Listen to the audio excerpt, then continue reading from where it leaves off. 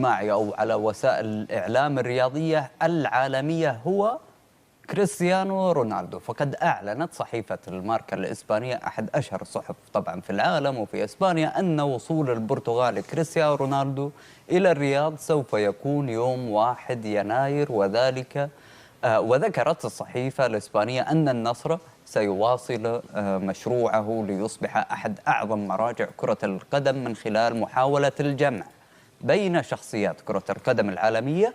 وأضافت الصحيفة الإسبانية أن الهدف الثاني بعد التوقيع مع رونالدو سيكون سيرخيو راموس وإقناعه بالانضمام إلى المشروع بدءا من الصيف المقبل.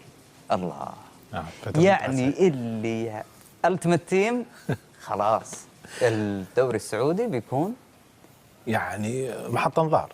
هو أكيد خلاص. هو عموما الخبر كخبر يعني مفاوضات الحالة تجعلك محط أنظار، فما بالك حينما يتم فعلا توقيع.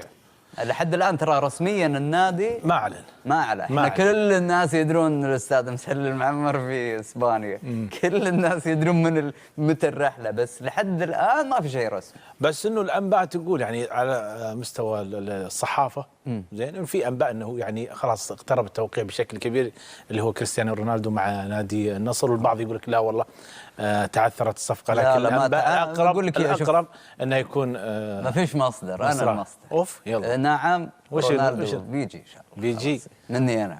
وبعد رونالدو سمعنا أسماء. إيه راموس ما أظن. لا خلينا نتكلم عن ميسي. إنه ميسي ممكن يجي الهلال. أي في أنباء عاد ما أدري.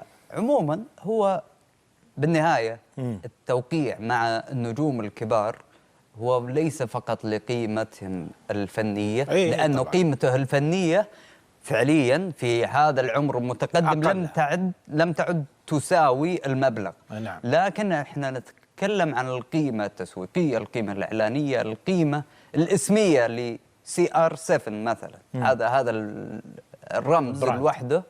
جورجينا الحالة تسوي لك إعلانات، فما بالك برجل جورجينا. لا وبعدين على فكرة يعني رونالدو يعني يعتبر من أكثر المشاهير متابعة في السوشيال ميديا. انستغرام تكلم 700 مليون مشاهد.